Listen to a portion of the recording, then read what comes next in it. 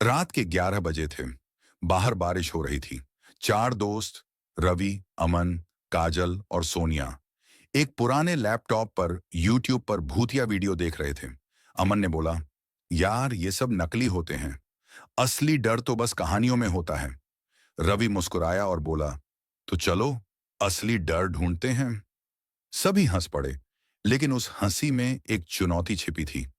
रात के सन्नाटे में रवि ने एक पुरानी वेबसाइट खोली। हॉन्टेड प्लेसेस ऑफ इंडिया, वहां लिखा था। गांव रायपुर, जहां हर रात कोई लौटकर नहीं आया। अगले दिन उन चारों ने तय किया कि वो उसी गांव में जाएंगे। रवि ने कहा, बस एक रात रहेंगे, वीडियो शूट करेंगे और सुबह लौट आएंगे। काजल थोड़ी डरी हुई थी। अगर वहां सच में कुछ हुआ तो? सोनिया हंसते हुए बोली, डर मत काजल, रवि के पास कैमरा है और मेरे पास हिम्मत।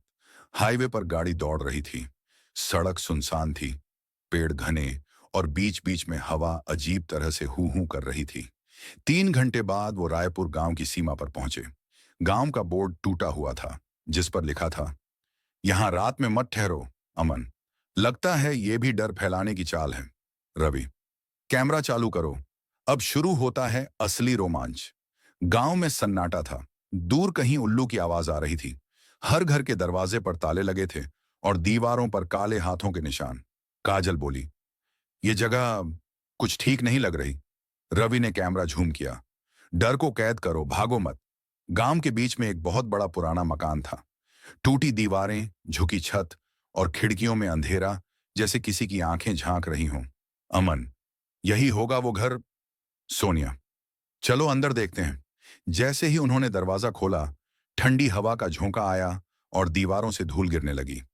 कमरे के बीच में टूटी कुर्सी और एक पुराना आईना पड़ा था। रवि ने कैमरा उस आईने पर फोकस किया।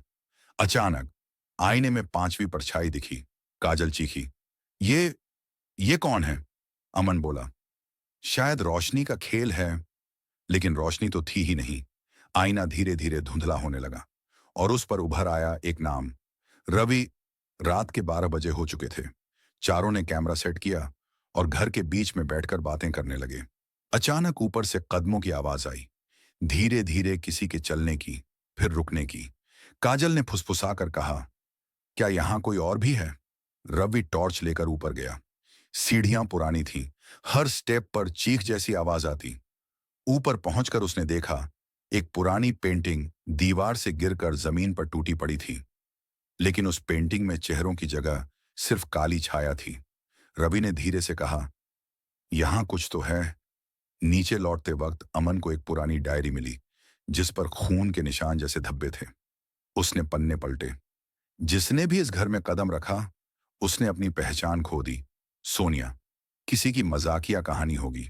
लेकिन तभी हवा अपने आप तेज हो गई, मोमबत्ती बुझ गई और दरवाजा अपने आप बंद हो गया। काजल चिल्लाई, रवि, दरवाजा बंद हो गया। रवि ने कैमरा घुमाया। आईने में अब कोई नहीं दिख रहा था, ना वो चारों, ना उनका कैमरा। अंधेरे में फुसफुसाहट गूंज रही थी, अब तुम भी हमारे हो। रवि ने टॉर्च ऑन की, लेकिन रोशनी सिर्फ 2 फीट तक जा रही थी। एक काली परछाई धीरे धीरे दीवार पर रेंग रही थी। काजल ने उसका पीछा किया और अचानक गायब हो गई। अमन चिल्लाया, काजल! सोनिया ने मोबाइल से रिकॉर्डिंग ऑन कर दी और स्क्रीन पर लिखा आया, उस रात सिर्फ 3 आवाजें बची थीं, डर, सांसें और मौत की फुसफुसाहट।